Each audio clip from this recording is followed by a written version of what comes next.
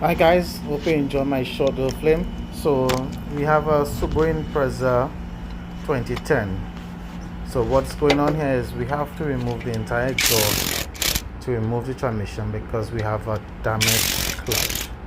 So this is now dismounting itself, and the process is so much, so we will do step by step by giving you short films of each time we remove something. So this is just the procedure of just removing transmission to get to the dual clutch. I believe our clutch is damaged, so the car is making a clunky noise when it's driving. Well, when it try to drive is the keyword. So we literally have to dismount the entire thing, and now looking below the car, wow, we now realize that we have an oil leak too.